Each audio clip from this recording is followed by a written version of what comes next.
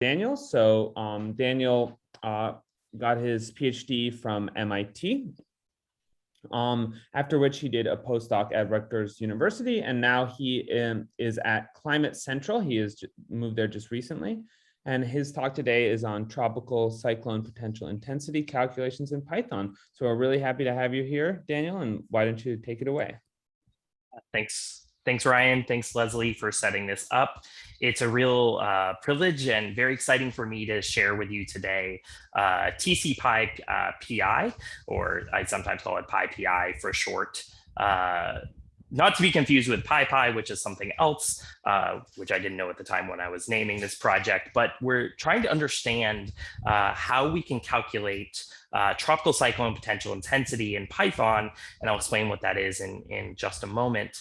But I just want to acknowledge all the people that have collaborated with me on this, and also invite you at the end, if you have any ideas for how we can improve this project, please reach out to me, let me know, get involved with the community online. That would be fantastic.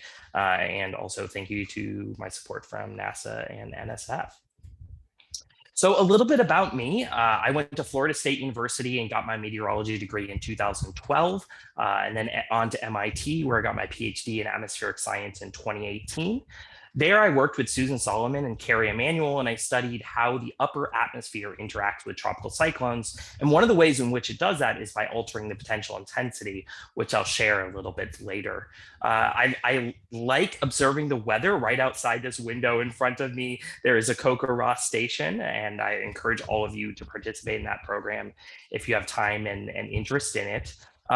And my background is very much on the physical sort of sciences side of things.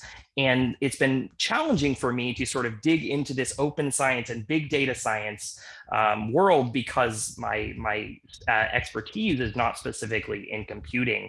So I really want to emphasize this pyPI project is, or this pyPI project is really my first sort of attempt or wading into the pond that is the, actually the ocean of big data science, ocean science, cloud computing, those kinds of problems. And so this is all really new to me, and that's why I really value being able to talk about it in this in this sort of seminar, because I think there's a lot of opportunity for me to grow that I hope you can help me with.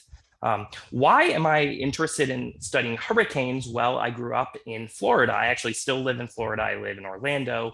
I grew up in Florida, and during the 2004 hurricane season, which was just incredible, Hurricane Jeanne, which was the third 4 weeks that came through the center of the state, knocked down this tree in my backyard. I was right behind this window when it happened, and I saw this tree falling towards me. I'm very thankful to be alive and safe, but it was a really kind of intense experience in my life, and I really understood then that I wanted to study these storms, because if it mattered so much in my life, obviously it mattered for society. So I was really interested in learning more and helping sort of the community at large understand them better.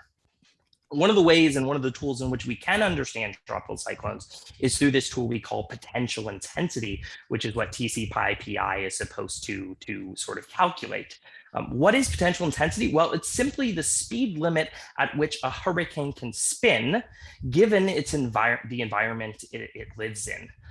So we can take a hurricane and we can idealize it as a heat engine.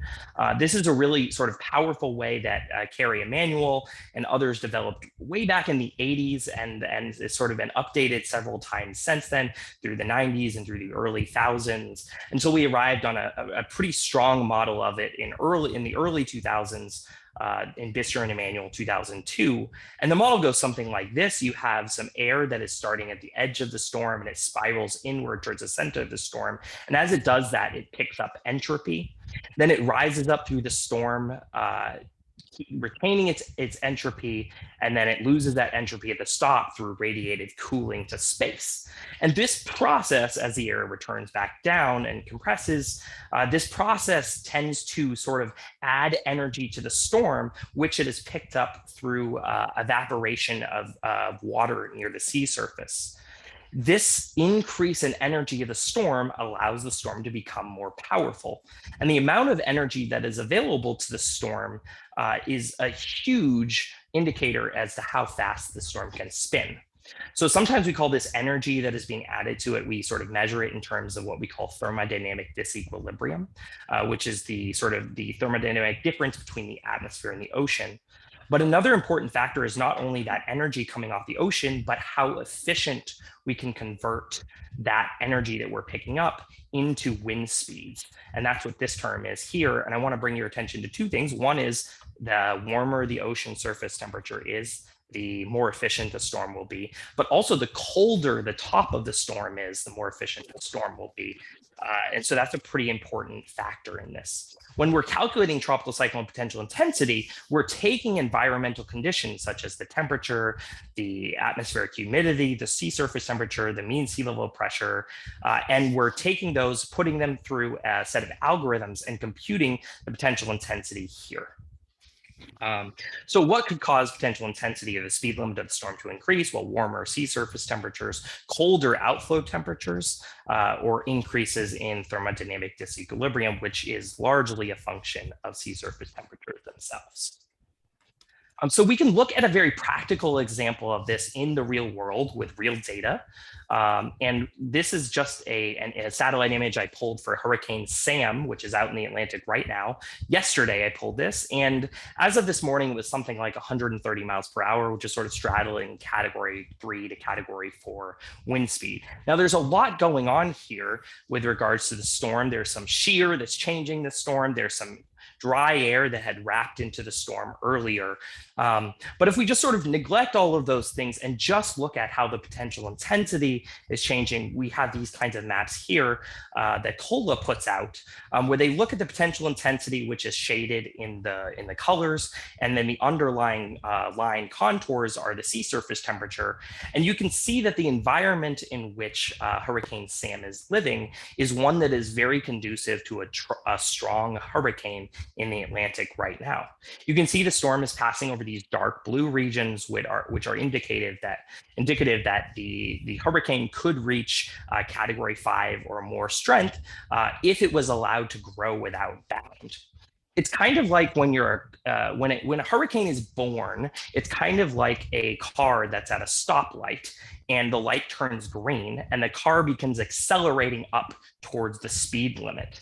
Now, sometimes certain things can happen, like the car can could exceed the speed limit, or it could come to another stoplight before it actually gets to the speed limit, for instance. All these kinds of things can happen with the hurricane as well. And for instance, right now, Hurricane Sam is not reaching category 5 strength, and that is in part because of wind shear, which is not accounted for in the potential intensity method. So potential intensity is a very valuable thing for constraining the upper part of the wind speeds for a storm. Only about 1% of tropical cyclones exceed their potential intensity for more than about 6 hours. And then they sort of usually come to a screeching halt over land, for instance. But we can use this information to really sort of cap out how fast hurricanes can spin, and also to see how the rate at which hurricanes can spin could change over time or vary from season to season, for instance. So it gives us a really nice climatological way of thinking about these storms and a sort of in situ way of thinking about these storms when we're thinking about how much energy is available to the storm to grow. So why would a tool to calculate this be needed? For instance, I told you that there's a sort of a rich history going back to the 80s for looking at potential intensity. Well, until very recently, there was only a couple different potential intensity calculators in circulation. They were very broadly and widely used within the research community, but they were written in Fortran and MATLAB. And Fortran itself, in my opinion, is very challenging to use for research applications that I do. And I was using the MATLAB script for quite a bit of time, but there was two challenges. One was that I was starting to use Python more, and I wanted to be able to write my code in Python, and so I wanted a sort of native Python calculator. The other challenge was that the code itself was not very well documented. And so when I went to just port the code directly, I ran into a few challenges of things like there was this assumption in the code that didn't relate to the documentation in the original papers that had been written. So I really wanted to create something that I could start, for instance, using an X-array. I could use data in X-array to calculate potential intensity without having to go through a wrapper around my MATLAB MATLAB script. So that's part of the reason why I wrote TC pyPI. So the cool things about this program, this set of software, is that it is a freely available and validated potential intensity calculator, which I'll show in a second. I've now documented the algorithm in quite a bit of detail in a paper that was published last year. And I really want this to be an open tool that the entire sort of tropical cyclone and atmospheric and even ocean sciences community can use to think about the speeds of hurricanes. And there's a Git repository, which I'll refer to more later, which has a lot of this information. So the first thing I just want to show you is that tropical cyclone potential intensity calculations in TC pyPI are fairly accurate. I compared them to the MATLAB algorithm. There was actually an error in the original MATLAB algorithm that I've corrected within TC pyPI. And so we've improved on that code a little bit, but by and large, in the vast majority of cases, this code is almost identical to the MATLAB code. It just updates and documents that code much better. And so we know that it's accurate for the TC research applications to this point. However, now that it's written in Python, we can use it in a broader range of ways, especially for the community that is using Python. But maybe this code is actually not fast enough, and this is something that has sort of been eluding me lately. We can do about 100,000 profiles, 100,000 atmospheric profiles, and ocean sea surface temperature goes along with that. We can calculate the potential intensity for those in about 10 seconds, just on a standard laptop. We are using Numba to optimize the potential intensity computations. That's thanks to an optimization that my colleague Daniel Rothenberg helped me put together. And we can use Xarray now to interface with pyPI to do these calculations. And on average, something like a year of monthly quarter by quarter degree ERA 5 data takes about 21 minutes to calculate for the full grid of potential intensity. Now, 21 minutes, that doesn't seem like that long if you're just doing some sort of research project where your time scales for getting the information are long. But if you're interested in doing this in an operational context, such as I showed for Hurricane Sam, and for instance, if you wanted to do some sort of ensemble approach, this would become very expensive very quickly to sort of build up your potential intensity calculation. So this is something I'm still tooling with, and I really want to understand better is how I can improve the speed of this code, if at all possible. Here's just an example of some of the outputs that we get from this algorithm. I'm just showing 2004 data from MIRA 2 in a very coarse grid. The potential intensity is up here on the left-hand side. And you can see that in these areas with really high potential intensity, you also have warm sea surface temperatures, which are consistent with having more energy to provide to these storms, but also more efficient storms as well. You can look at these regions where there's really warm sea surface temperatures, and these are the regions that also tend to be more atmospherically unstable. So air can go up and reach higher up into the atmosphere and usually results in higher outflow regions that are colder, and that's what we see in the outflow temperature and the outflow temperature level, or sometimes referred to as the level of neutral buoyancy, although it's not quite that if you look at the algorithm, but it is pretty close. It's a good approximation. And so you can see these fits, sort of consistency between what we physically understand goes on between these two variables. And then you can look in these regions where you have cold outflow, warm sea surface temperatures, and you have high potential intensity values, or in other words, fast speed limits. And then you can do research studies such as these that I've noted here using this tool. Now, how is this structured within the software?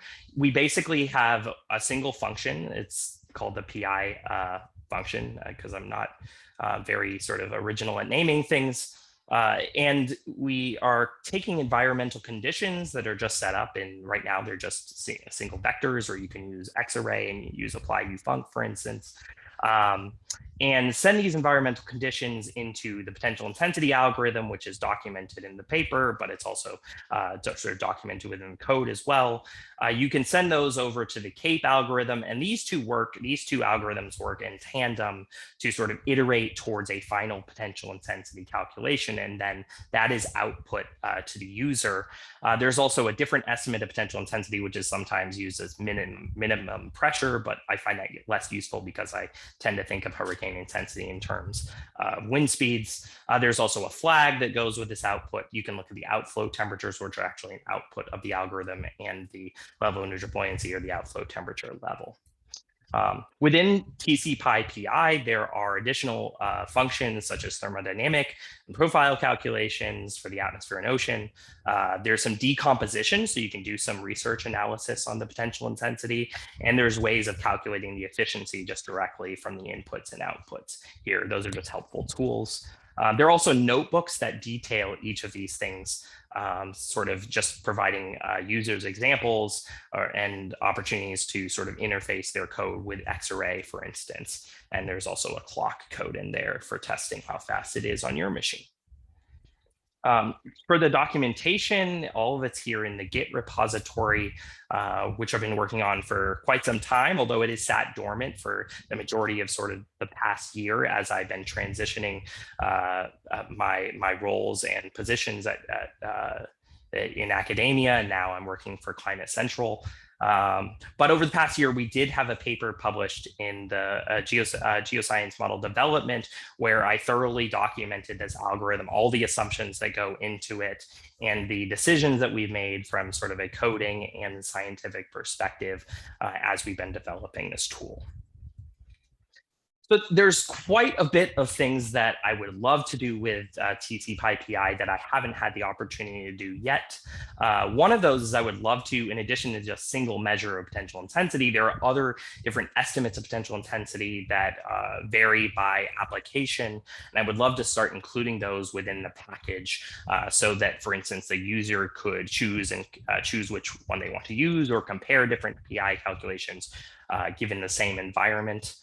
There's lots of different options you can choose as far as what lifting condensation level you use. And some calculations can be quite sensitive to things like that. So I was going to say there are a lot of different measures of potential intensity that people have used in the past, and it would be interesting to compare and contrast those within the same package. So that's something I've been interested in sort of incorporating. There are also different physical assumptions about the environment that are important when you're thinking about calculating potential intensity, such as the lifting condensation level. Potential intensity could be quite sensitive to that, so you want to be able to sort of swap those different assumptions out and see what the sensitivity is to those. I would love that to be built into pyPI. There's also different measures of tropical cyclone indices for climate research, such as Genesis Potential Index or Ventilation Index, which may be of interest to some that I would love to incorporate. Beyond these scientific improvements, I think there are a lot of different sort of code and functionality improvements that could be made.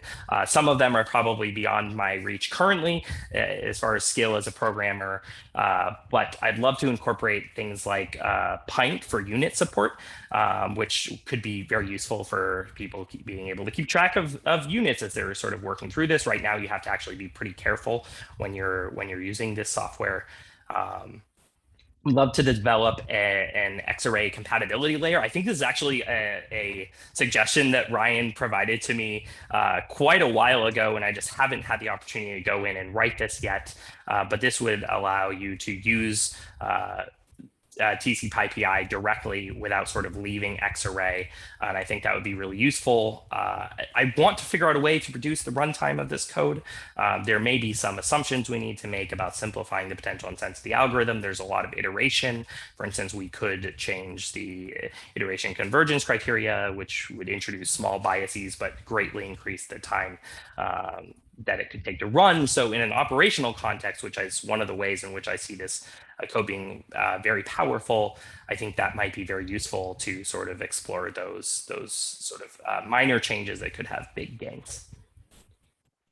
So I welcome any feedback that you have to this project. And, I think there's a lot of opportunities for this tool to be used, for instance, in education, to teach students about the things that are important for tropical cyclone growth and development. And because it's such a simple model, but also very easy to use now in Python, I think it has a lot of applications in that way. But also in research, there's still a lot we don't understand about hurricane wind speeds. And so I think there is sort of a great opportunity within operational research and educational context for this tool. And I welcome any feedback you have. And thanks so much for your attention. And I apologize about dropping off the call earlier.